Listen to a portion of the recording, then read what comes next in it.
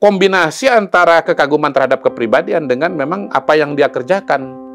Jadi itu yang membuat dia menjadi sangat-sangat powerful ya, Mas Hal ya. Gitu. Pak Jokowi ini mematahkan teori Weber ini. Nah itu maksud saya. Jadi kurang dramatis. Menarik kalau misalnya ini kan Pak Jokowi mengkombinasikan antara teknokratik, rasional dengan karisma populis ya.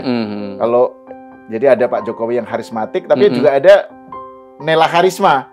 Nah, penyanyi dangdut. Oh, penyanyi dangdut. Nela Karisma. Assalamualaikum warahmatullahi wabarakatuh. Kembali lagi ke channel kami, Ngabarin Kabar Kabar.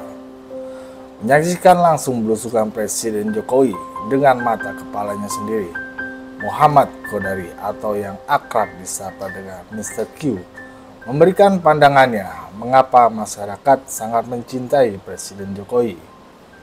Qodari juga membeberkan mengapa Presiden Jokowi sangat powerful. Bahkan Qodari menilai Presiden Jokowi telah mematahkan teori Max Weber tentang konsep charismatic leader. Mari kita simak pandangan Mr. Q terkait kepemimpinan Presiden Jokowi selama hampir 10 tahun ini. Let's go!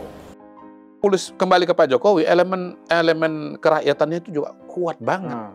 Nah, elemen kerakyatannya ini kan itu yang saya sebut sebagai karisma itu. Oke, charismatic leader ya. Charismatic leader. Dia sangat karisma itu kan kalau berdefinisinya adalah rasa kagum dan dukungan kepada satu figur pemimpin ya. Jadi dia itu mendapatkan dukungan bukan menggunakan kekerasan, bukan menggunakan paksaan, tetapi dengan menggunakan rasa kagum orang gitu. Ada dua elemen. Pertama memang dia sangat merakyat. Bahasa tubuhnya juga sangat, gesturnya juga sangat down to earth gitu ya. Dia di sisi yang lain itu juga didukung oleh capaian-capaian dan kerja-kerja pemerintahan yang juga nyata gitu. Karena kalau kata Pak Jokowi kalau hanya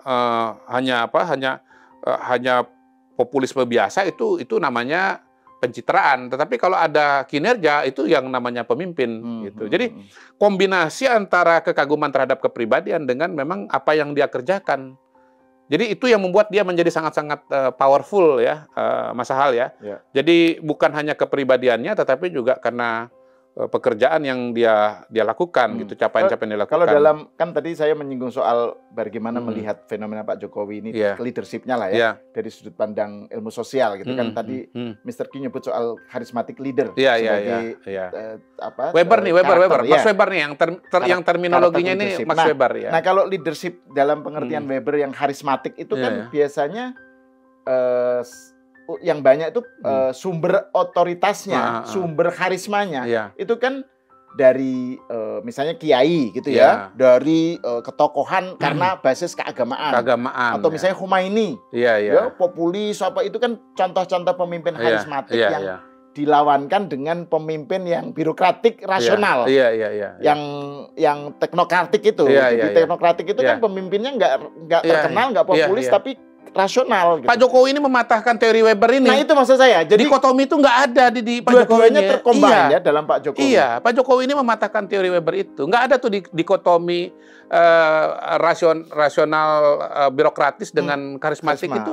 Nggak ada gitu. Dia punya dua elemen itu. Atau kalau nggak mematahkan, mengkombinasikan, mensintesakan dua tipologinya Weber ini. Diffuse ya kurang dramatis. Ya, aku sebenarnya nggak enak sama Webernya gitu. Ya wes, tapi oke, itu mematahkan aja deh. Dia mengkombinasikan dua-duanya gitu. Dia mematahkan dalam pengertian yang tadinya dianggap dikotomi itu ternyata bukan dikotomi, Chief. Bagi Pak Jokowi itu bukan dikotomi. Justru buat Pak Jokowi karismatiknya itu nggak akan kuat kalau nggak ada teknokratiknya, nggak ada rasionalitasnya. Dan rasionalitas seorang pemimpin itu baru bisa berjalan dengan maksimal kalau dia punya karisma. Itu maksud saya. Gitu. Mungkin dalam realita sehari-hari ini dua sisi ya gitu. Pak Harto misalnya teknokratiknya sangat kuat, tapi aura populismenya kan lemah gitu. Ya. Bung Karno, aura populisme sangat kuat, tapi teknokratiknya lemah, ya. Berantakan. Ya. Inflasi tinggi, betul, pembangunannya tidak optimal dan seterusnya gitu. Ya tapi itu nanti diskusi tersendiri lah ya.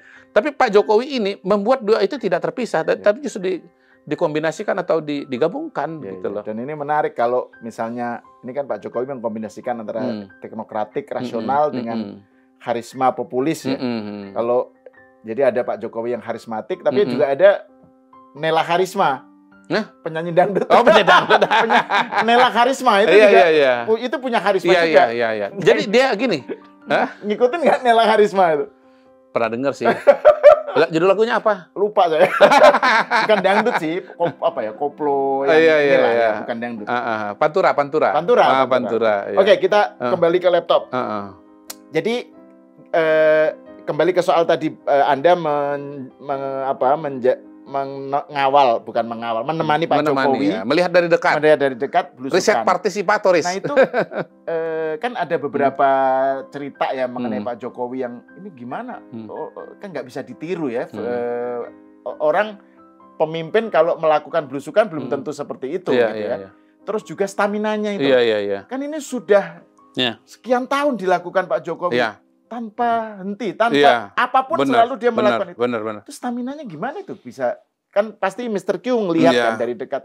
Jadi apa yang membuat dia begitu ya itulah begitu ya nggak kelihatan capek apa gitu dan dia dapat energi justru dari ketemu dengan masyarakat, Mas. Itu penjelasannya. Okay. Kita memang capek sekali. Dari pagi 7.30 tuh udah jalan gitu. Pulang tuh udah sore gitu. Malam dia itu masih ada cara lagi kita ngajak ngobrol segala macam. Hari pertama itu saya ngobrol dengan beliau, dengan Pak Pratik itu. Pak Pratik itu sudah pamit karena udah ngantuk itu. Udah berdiri, mau ngomong lagi beliau kan. Yang kedua kali Pak Pratik berdiri, saya ikutan berdiri karena saya ikutan Pak Pratik ya.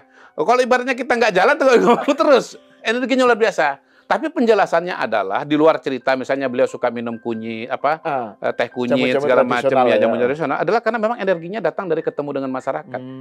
Beliau ini kalau ketemu masyarakat itu kayak setrum itu, kayak mobil listrik itu, gitu loh. Jadi jalan tapi sambil ngecharge. Dan karena charge-nya ini voltase tinggi, dia tenaganya makin nggak habis-habis itu, Mas.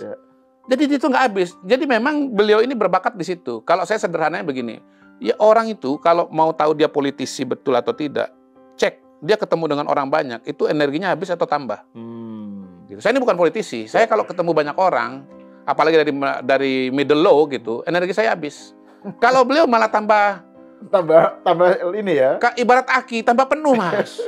Ibarat aki tambah penuh gitu. Nah yang kedua memang ini beliau juga dalam bahasa yang lain ya. Ini konser sebenarnya. Tiap ke daerah itu beliau tuh konser. Begitu masuk ke dalam masuk ke dalam rumah sakit, masuk ke pasar gitu ya. Itu semacam sudah ada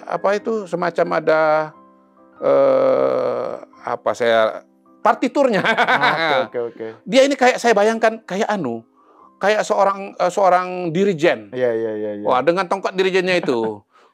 Set gitu. Termasuk langsung itu ya ketika wah gitu. Dia ambil jalan itu, dia mainkan tongkat anunya tuh dirijen set. Ini bahasa yang lain nih, Mas. Ini Zubin Mehta. Okay. Iya. Zubin Mehta Solo. Iya, Zubin Mehta Fon Solo. Loh, Fon Solo. Ya. Jadi orkestrasi itu berbagai macam instrumen musik ini, pemain-pemainnya itu adalah rakyat ini. Rakyat ini dengan segala instrumen, dengan segala vokalnya, segala macam itu gitu. Jadi ini Solo Philharmonic Orchestra. Betul. Solo Philharmonic Orchestra. Ini kan dia tunjuk orang tuh kan. Foto. Nah ini